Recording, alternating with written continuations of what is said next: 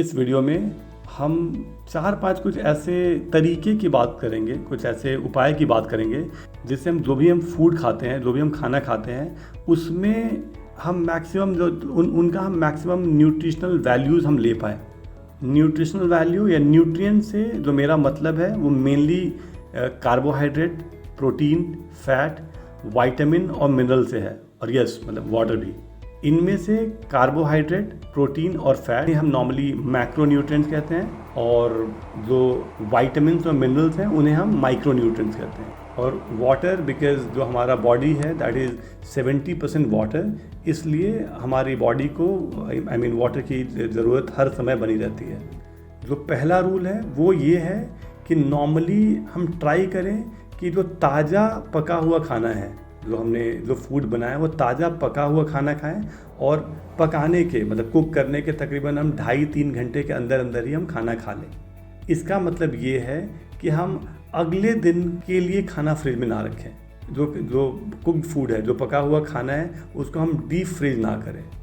I know कि majority of people जो working professional हैं वो लंच में इस रूल को मतलब शायद फॉलो ना कर पाएँ, लेकिन हम इतना तो करें कि नॉर्मली ब्रेकफास्ट में और रात के डिनर में तो हम इस रूल को फॉलो कर पाएँ। दूसरा जो रूल है वो ये है, खाना जितने ही कम लोगों के लिए बना हो उतना बेहतर है। और उसका भी लॉजिक बड़ा साफ सा है कि जब आप ज़्यादा लोगों के लिए खाना बनाते हो तो उसमें ऑयल और हीट ये आप मतलब ज़्यादा यूज़ करते हो। तो इसी और यही सबसे बड़ा लॉजिक है कि कभी भी जो रेस्टोरेंट का खाना हो या किसी पार्टी का खाना हो, बड़े इवेंट का खाना हो, उसे हम कभी भी कंपेयर नहीं कर सकते हैं घर के खाने के साथ। रेस्टोरेंट के खाने में भी सबसे बड़ी दिक्कत यही होती है कि वहाँ पे कोई भी जो खाना बना है वो बहुत सारे लोगों के लिए बना है, और in addition to using more oil and heat, वहाँ पे फिर उसको टेस्टी बनाने के लिए, उसको स्वादिष्ट बनाने के लिए भी बहुत सारे और ऐसे चीज़ों का यूज़ किया जाता है जो अगेन इट इज़ नॉट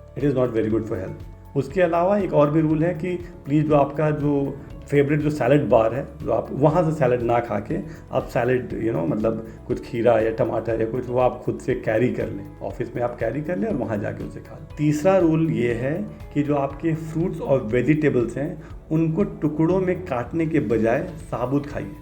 जैसे सैलड में या फिर जैसे फ्रूट्स आप एप्पल खा रहे हैं तो उसे ना काटें, उसे मतलब छोटे छोटे टुकड़े में ना काटें और उसे साबुत खाएं, क्योंकि नॉर्मली काटने पे उनका जो सरफेस है वहाँ से विटामिन नॉर्मली डिस्ट्रॉय हो जाता है, नष्ट हो जाता है। जितना भी ज़्यादा खुला सरफेस होगा उतने ही अधिक मतलब न्यूट्रिएंट जो वैल्यूज़ हैं वो कम होता जाएगा। इसलिए जो चाहे कोई भी सेब है, नाशपाती कुछ भी हो तो उसे काटिए नहीं, ट्राई करें कि पूरा खा लें। और कोई फल ऐसा है कि जैसे हम जब वाटरमेलन की बात करें, हम खरबूज की बात करें, हम पपाया की बात कर रहे हैं, तो उसे तो काटना ही पड़ेगा क्योंकि वो हम नहीं खा सकते। तो उसे काटने में भी हम कोशिश करें कि हम छोटे छोटे टुकड़ों में वैसे ना काटें जो हम नॉर्मली कांटे से फॉर्क से खाने के लिए काटते हैं।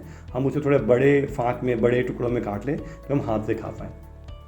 और भी है कि जैसे सब्जियों को कभी भी पहले से काट कर मत रखिए, और जो सुपरमार्केट से कभी भी कटाए फल, सब्जियां आदि मतलब जो भी ये सब चीज़ें वो ना कर दें। इसका मतलब ये है कि आप बिल्कुल सड़ा गला हुआ सामान खरीद रहे हैं, आप ये मान लो।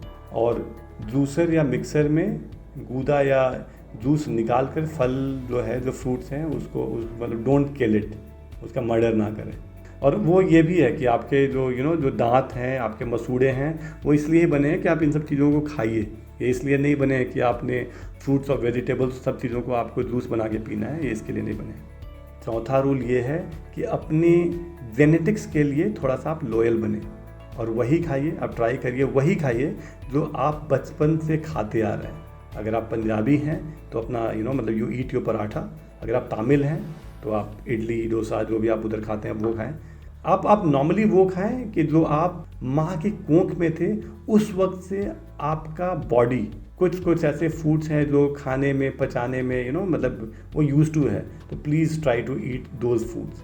जैसे एग्जांपल देता हूँ कि पंजाबी के सिवाय लगभग हर व्यक्ति छोले, जो चना है, चने खाने के बाद पेट खराब होने की शिकायत करता है। इसके 2 कारण हैं। पहला, दूसरे लोग चने को उतनी अच्छे तरह से पकाते नहीं हैं, और दूसरा उनके शरीर में चने को जो डाइजेस्ट करने वाले जो के लिए जो एसेंशियल जूस होने चाहिए वो होते नहीं। हम में से अगर हम बात करें, हम में से मैक्सिमम लोग आज के डेट में ग्लोबल बातें करते हैं, और हम बहुत सारे we eat Chinese, continental, Thais, बहुत सारे हम फूड खाते हैं। लेकिन हम जो अपने जेनेटिक्स जो फूड हमारे जेनेटिक को रिफ्लेक्ट करता है वो हम काफ़ी कम खाते हैं। तो वो हम बिल्कुल फिक्स करें कि वो हम ज़रूर खाएं। कम से कम अपने फूड में, अपने फूड हैबिट्स में ये तो हम फिक्स कर लें कि हम एटलीस्ट एक बार तो अपने जेनेटिक्स को रिफ्लेक्ट करने वाला खाना तो ज़रूर खाएं। एग्जांपल देता हूँ कि जैसे कोई बंगाली है, तो बंगाली दे eat machh bhat, I mean fish and rice they eat, तो लेट देम ईट।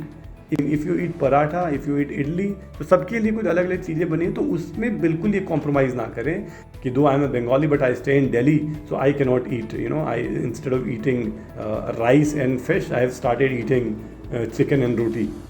पांचवा ये है कि जहाँ तक हो सके आप लोकल प्रोडक्ट्स और जो सीजनल फ्रूट्स एंड वेजिटेबल, जो सीजनल फूड्स हैं वो खाएं। नॉर्मली जो क्लाइमेट है, क्लाइमेट, हाइट, मॉइस्चर, एयर, बहुत सारी ये सारी चीज़ें हैं जो हमारे डाइजेस्टिव सिस्टम को और फूड के लोकल प्रोडक्ट्स को नॉर्मली इट अफेक्ट्स, और दोनों को एक जैसा अफेक्ट करते हैं। और इसी कारण आयुर्वेद में जो फूड हैं, जो फूड हैबिट्स हैं और जीने के ढंग को नॉर्मली वो उन्होंने ऋतु में, मतलब सीजन में बांटा हुआ है।